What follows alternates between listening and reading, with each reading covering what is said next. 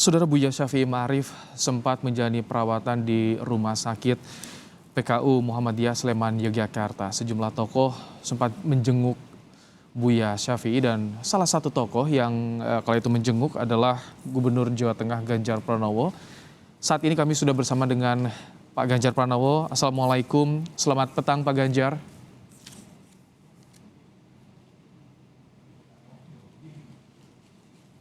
Assalamualaikum Pak Ganjar. Waalaikumsalam. Baik, Pak Ganjar, kita semua Indonesia tengah berduka kehilangan sosok Buya Syafi'i Ma'arif. Pak Ganjar, kita lihat ada visual Anda sempat menjenguk Buya Syafi'i saat itu. Saat Anda jenguk, bagaimana kondisinya saat itu Pak Ganjar?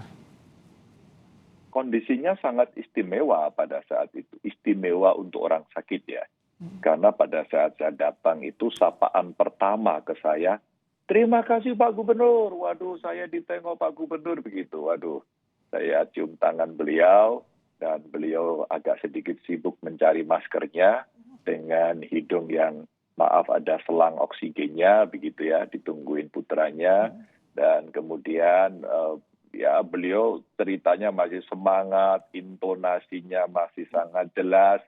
Dan sepertinya beliau sembunyikan betul rasa sakitnya itu. Sehingga seperti melayani tamu yang raja begitu ya.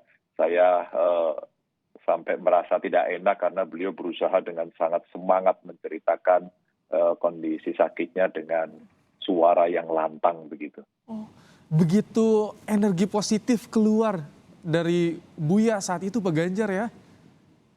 Iya, sangat-sangat. Dan beliau sendiri menceritakan dengan antusias begitu. Saya mendengarkan ya bahagialah dalam kondisi beliau yang sakit seperti itu, semangatnya waduh dahsyat lah. Tapi Pak Ganjar awalnya soal informasi kesehatan Buya seperti apa tahunya Pak Ganjar? Saat itu saya pas ada di Jogja, terus kemudian saya dikabari kawan-kawan waktu itu ada halal-bihalal di UGM, terus kemudian beredar WA gitu ya, terus kemudian diceritakan lah kira-kira, kalau nggak salah Pak Haidar saat itu, Pak Haidar Ketua BP Muhammadiyah memberikan grup WA, terus kemudian berkeliling lah, biasa seperti pesan berantai masuk ke saya, terus kemudian saya kontak sama kawan-kawan di mana di PKU begitu, coba dikomunikasikan bisa dijenguk tidak begitu, maka pada saat bisa. Terus kemudian jalan. Kebetulan putra beliau itu bermain dengan kawan-kawan saya di pengurus keagama, di hobi yang sama menyelam katanya begitu, sehingga bisa komunikasi. Dan waktu saya datang memang PKU Muhammadiyah cukup berhati-hati, sehingga saya diminta untuk menunggu dulu untuk konfirmasi. Dan akhirnya saya diizinkan untuk masuk oleh PKU Muhammadiyah dan kemudian sampai di dalam sambutannya seperti itu begitu ya. Cerita itu sebenarnya bukan yang pertama karena pada saat saya masuk Buya juga bercerita bahwa ya kemarin saya masuk ke rumah sakit sudah keluar sempat dijenguk oleh Pak Presiden Jokowi ya. gitu ya. Ya, dan kemarin waktu saya mendampingi Pak Presiden di Solo, Pak Presiden punya hajat kemarin, sempat berbincang juga dan menanyakan kesehatan beliau begitu. Dan Pak Presiden juga tanya, Pak Gubernur kemarin Bu Mega juga bertanya terus gitu, bertanya kesehatan Buya seperti apa dan seterusnya begitu. Jadi dua tokoh ini juga menanyakan kondisi Buya Syafi'i Ma'arif begitu. Tapi pada saat saya ditanya Pak Presiden, ya Pak kayaknya sih kemarin beliau lagi menyiapkan diri untuk mau operasi. Ya diceritakan kepada saya dan yang luar biasa hampir semua orang ingin memberikan bantuan. Pokoknya dibantu yang terbaik, yang the best. Tapi Buya ini ya memang dengan kekhasannya sangat sederhana. Enggak, saya mau di sini saja, saya mau ditangani oleh dokter di sini begitu. Itu sebuah kesederhanaan yang tidak biasa ditemukan gitu. Itu yang kita jadi masih ingat, kayak merasa masih ada Buya di sini Pak Ganjar dengan sosoknya yang humble seperti itu Pak Ganjar ya. Iya. Pak Ganjar, jadi sebetulnya sempat ke rumah sakit, kemudian sudah dinyatakan sehat boleh rawat jalan ya ketika bertemu Pak Jokowi itu Pak Ganjar? Atau bagaimana saat itu kondisi kesehatan Buya?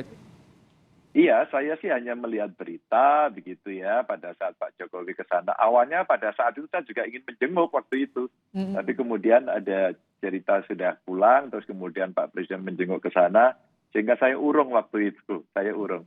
Maka pada saat saya ada halal bihalal di UGM itu dikabari langsung saya ke sana. Persis juga seperti hari ini, persis Mmm. seperti hari ini saya lagi ada di Jogja tadi menghadiri pelantikan rektor UGM, terus dikabari itu langsung saya switch, udah kita sholat di anu aja di Masjid Kauman. Dan pada saat saya datang ke sana, jenazah sudah ada di masjid. Ya, akhirnya sholat Jumat, terus kita langsung sholat jenazah bersama sekaligus mendoakan lah beliau gitu. Pak Ganjar, ada yang ingin dibagi nggak buat anak muda di Indonesia? Sosok Buya seperti apa yang pernah Pak Ganjar rasakan langsung, Pak Ganjar? Iya, foto yang sekarang ada di layar kaca ini menunjukkan salah satu cerita. Saya mau minta foto sebenarnya saat itu, tapi saya tidak enak karena beliau lagi sakit. Itu yang minta beliau malah.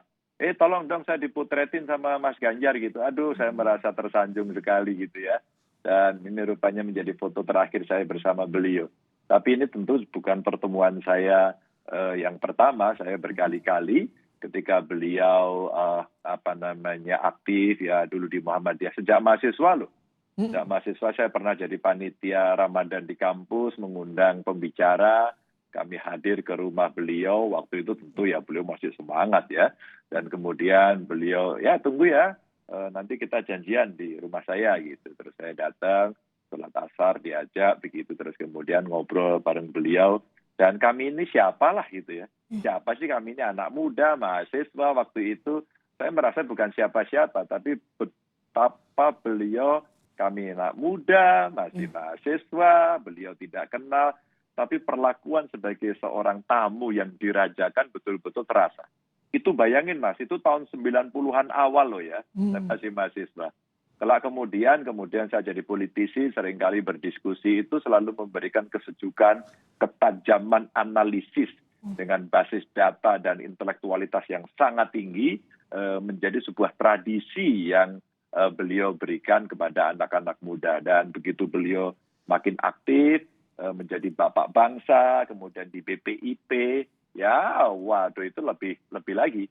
Beliau selalu bisa menjembatani konflik-konflik, memoderasi bagaimana berhubungan antar manusia, antar agama yang berbeda, selalu menyejukkan. Jadi istilah saya dalam bahasa Jawa itu selalu memberikan bisa ngayomi dan bisa ngayemi gitu ya. Jadi orang itu bisa terayomi dan kemudian hatinya itu sejuk, ayem gitu. Kalau ketemu beliau itu enteng, Adem ya. sejuk, nggak marah, nggak ngamuk, semua bisa dirembuk begitu loh. Itu yang saya kira teladan beliau disampaikan. Dan pada saat ya saya pernah waktu itu sowan beliau, tentu kapasitas sebagai gubernur yang silaturahmi begitu. Beliau sangat antusias dalam reformasi birokrasi, anti korupsi, layanan publik yang baik, sehingga saya mendapatkan ya briefing arahan dari beliau itu yang menurut saya bisa lah kita jadikan teladan gitu ya. Pak Ganjar, kita lakukan. boleh dong cerita apa yang pernah disampaikan Buya dan Pak Ganjar sampai sekarang masih ingat? Entah pas waktu Pak Ganjar masih mahasiswa atau sudah menjadi gubernur, Pak Ganjar. Ya kalau waktu masih mahasiswa itu ya analisis berpikir begitu ya, berani begitu ya, tapi independen dan masuk akal. Itu waktu mahasiswa. Tapi waktu jadi gubernur tidak. Beliau selalu menyampaikan keresahan terhadap birokrasi yang rumit.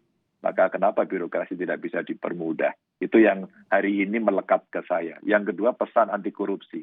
Itu luar biasa beliau.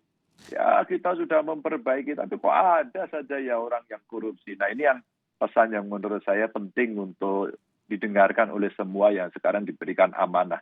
Setidaknya itu untuk diri saya sendirilah ya.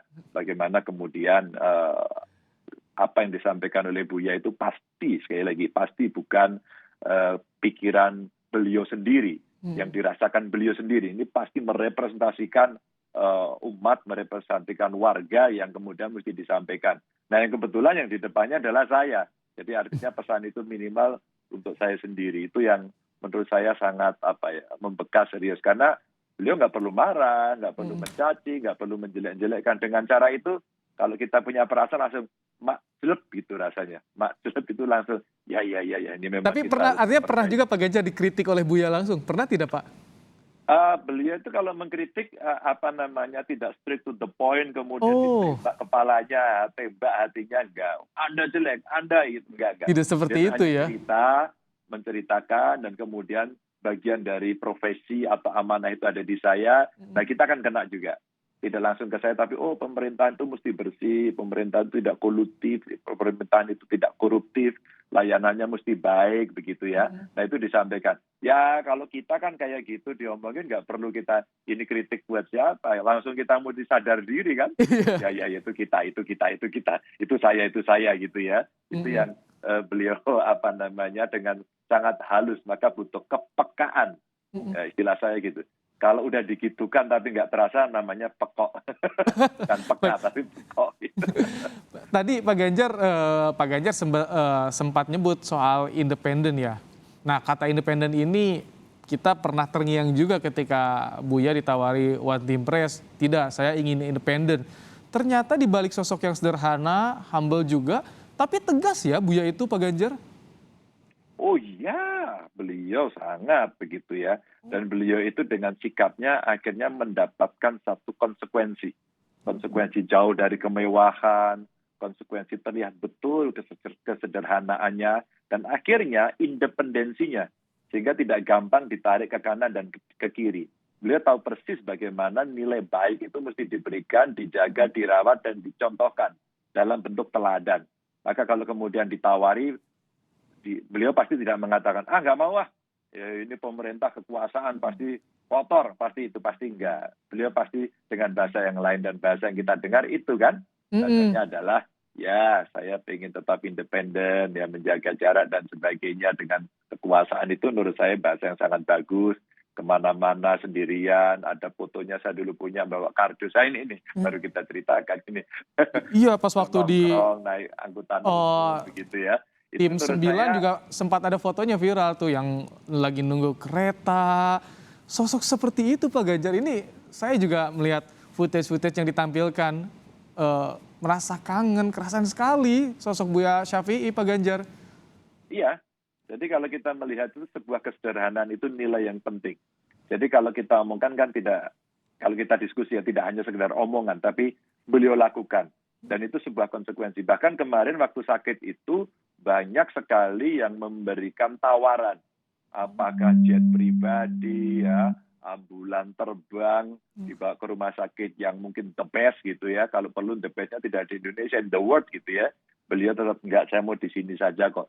Dan saya dikonfirmasi oleh banyak teman di Ma'arif institusi ya, foundation, sorry. Ma'arif Foundation, terus kemudian ada dari para pejabat yang sudah menyampaikan, termasuk Pak Presiden sendiri, Pak Presiden yang menyampaikan untuk itu diberikan fasilitas dan seterusnya. Tapi beliau enggak, pilihannya itu. Dan itulah yang kemudian saya kagum betul ya sama beliau yang kemudian bisa mempertahankan satu sikap begitu dengan segala konsekuensinya. Tapi ya rasa-rasanya kalau itu dilakukan ya memang hidup itu menjadi ringan, tanpa beban, tanpa merasa tertekan, dan relasi human relations-nya, terus kemudian budi pekerti yang luhurnya itu betul-betul ditunjukkan dengan hebat.